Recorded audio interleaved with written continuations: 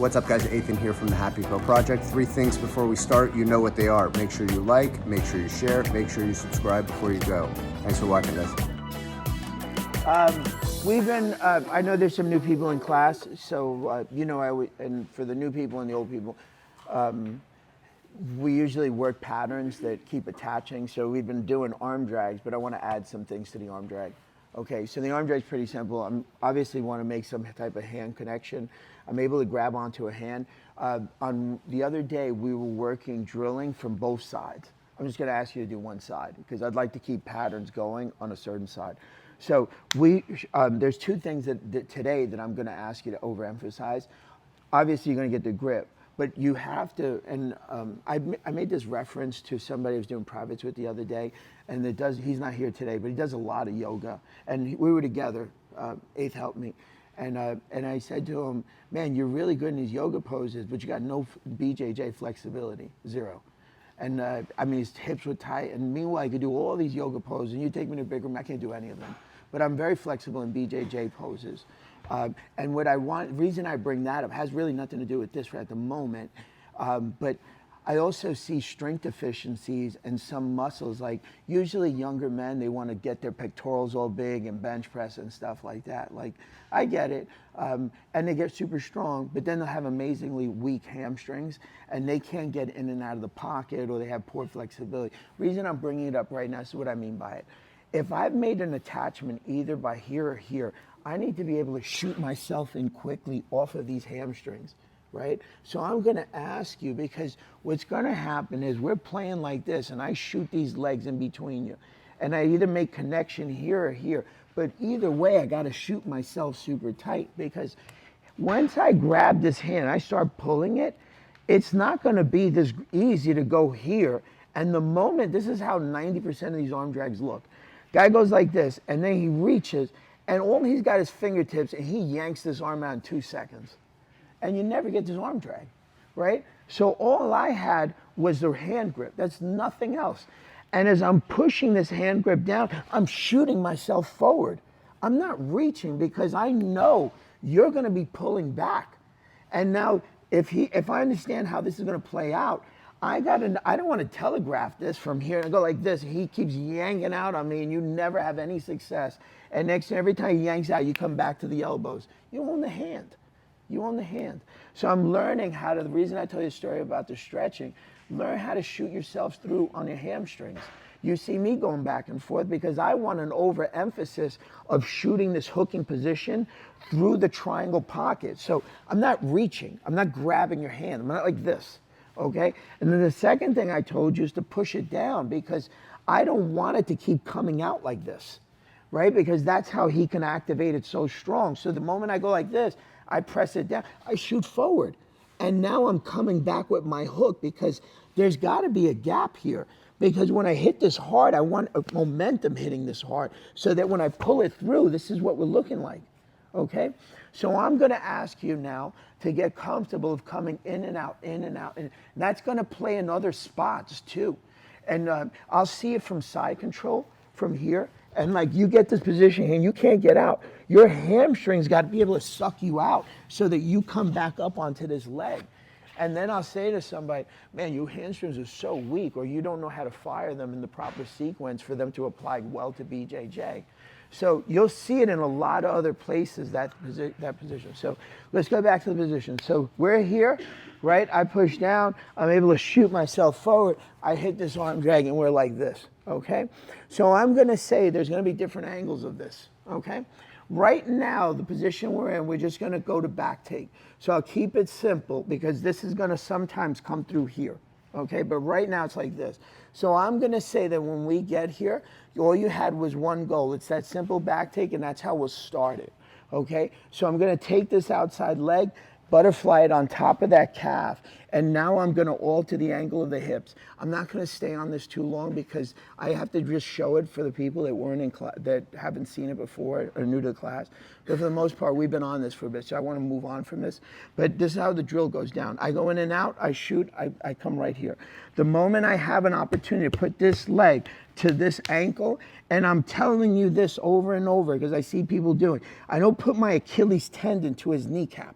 okay? I want to pull at his ankle so that I flip his hip and make a move.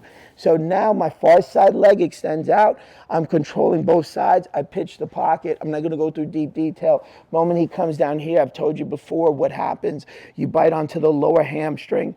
Your hamstring retracts, you bite onto that lower portion of his glute, because I know what he wants to do. He wants to rotate, put his back to the mat.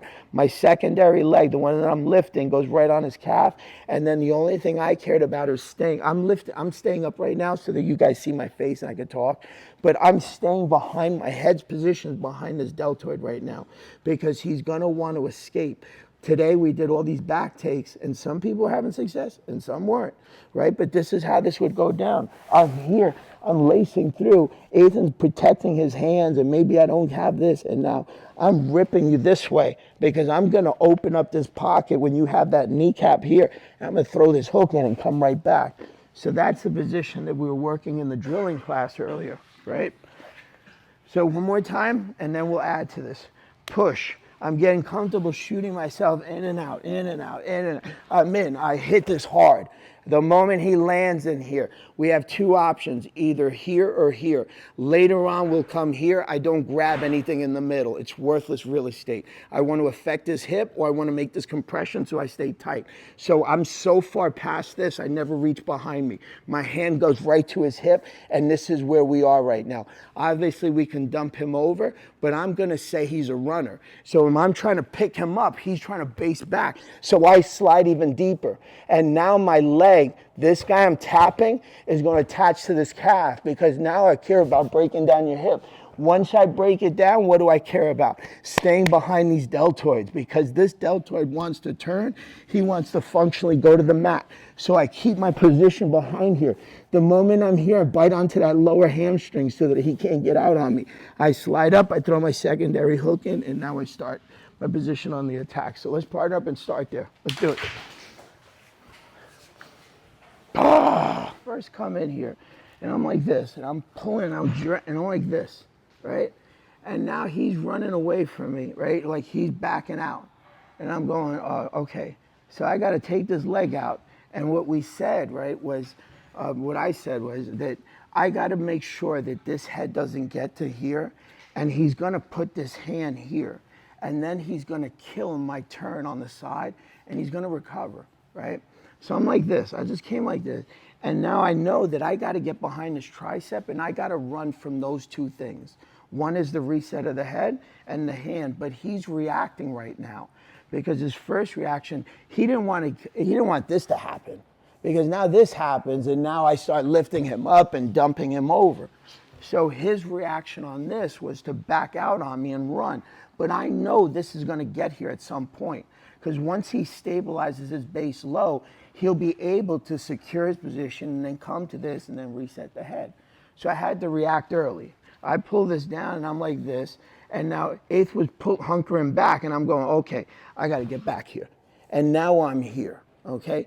This hand's going to have three different angles, right? One was I was so far away, and I went like this, and I couldn't get fast enough around the turn, or he's trying to come around my turn, so I'm wide wedging to make sure that I make my turn. That's how we left off the other day, where we went into S positions and coming out, right? But now I'm reading it, right? And now what you're gonna get is a guy that's gonna stall out on you and go into a crappy turtle position and now hunker down, and he's never been taught how to reset. He's never been taught what, and that's a large percentage at this point. They just try to muscle their way out of this. So I'm like this, and now I come in here. I've done everything exactly the same. I come out, and now I'm coming around his turn. He's hunkering back. And he's like this. I'm trying to figure out, can I put this back here? But he's sitting so low on it. Now's the time I come back this way, because I'm going to come up on top of you now, because you decided to hunker so far. I'm like this. And this is where my hand was, and I can't put my foot in, and I can't get up. I know I'm gonna get up, but now the reason I'm asking you to flip from here to here is because something has to keep that compression tight behind this tricep. So I'm not Y wedging. So what I don't want him to do is reface me to reset the head. So I start bringing my hand up here because later on I'm going to connect my fingertips up here. Now I can base this hand out if I need. Some people will be able to climb up on top without this basing hand. Not the majority of people. They will not. I'm going to need this hand to make the full turn over. So now I'm like this. I went from here, right? And I go, And now I took this hand that was on a false grip to base it because I'm coming up over the turn. And this is what I'm looking like. But I'm going to imagine this isn't the perfect world where this person, the thing I described is he hunkered down so far like this. And this is now this leg's like this. And I see this a lot where people are hanging over and they're trying to put this leg in. You don't have anything. And now you're hunkering over and he's protecting. And now he jumps on me and like this, and now I go flying off of him with what do I have? I have one hook. And now I go flying off of him. And now this is how these like crazy chaotic scrambles with no detail happen. I just came up like this. And now I'm looking to either put my hands together or grab onto this collar first. But on this scenario, I'm going to say I put my hands together, right? Because this is where I was.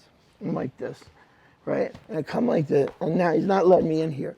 So I transfer and I base. And now I'm like this, right? Because now when I make the turn over the top, I'm not even caring about this. I'll catch you on the second turn. So now I put my fingertips together. This is what I mean about the second turn. So now I'm fingers to fingers on an S grip. My only goal, I ask you not to do this for a reason, is because I want to leverage myself so far over this way. So the more I do this, the less leverage I have. Also, the dynamic is the blade where I put my elbow to affect the skull like this. So if I start coming like this so far over, how much effect do I have? So I prefer to be able to be hanging over this side, that I'm literally, that elbow's like coming through this pocket. Now this is where I'm gonna ask you to catch him on the second turn, because now you're like this. And I'm not even worried about throwing this in because I'm not gonna get launched, and especially on concrete. There's no way, I gotta ding you over now, because if you even do some wacky turn, there's a high probability my head hits that pavement. And now I'm the guy with the issue, okay? So we're like this, fingertip to fingertip. This is what I mean. We're gonna go slow. As I'm hanging off of this, and we're about to go over, when we go over, I wanna keep going. I wanna be able to catch him on that second turn on the other side, so that when we land, we're like this. Right, come back again, give me resistance. You're gonna see, because if you've bladed this right and hung over so far, you're gonna go on another quarter turn. So you gotta be catching them on the quarter turn. But on the quarter turn, for the people that are gonna compete, once you get to the quarter turn, go right for the face and extend them long so that you block up the pocket. People that were here this morning know what I mean by that. I'm like this. And now I'm just came over. My hand was here because I went from here to here. And now I'm like this. I just put fingertips together. So when we start bending over, as we land, I go right on that face, just like this. And I start ripping up high because I want to be able to throw this foot in. And now I secure my position to come back. So right away, get to the face. I don't care if you don't get to the neck. I don't want him to bottle this up on me before I throw that hook in. I anticipated catching you on a quarter turn more. So come back up again. So one more time for everybody. I'm like this. So I'm telling you what his reaction is. And now I read that reaction. So I'm feeding you a lot of different ones. One was the hook, and then one was the hike, and then one was the catch. And I went for like 5 or 6 different ones, right? I'm like this. I'm learning how to go in and out. I hit this long, I hit this, and now I'm going, oh boy, I'm coming around that turn, and now he's hunkering back. And this is what we're looking like, and I don't feel like I can't get my foot in. So I transfer higher base and I come up. And now I only care about one thing, putting these fingertips together. So now my fingertips are together. As I start blading over, as we come all the way over, I catch him on the final turn on the other side. Now I'm right back in on his neckline. You can see my bottom leg is totally retract, because just in case I don't want to lose that bottom glute.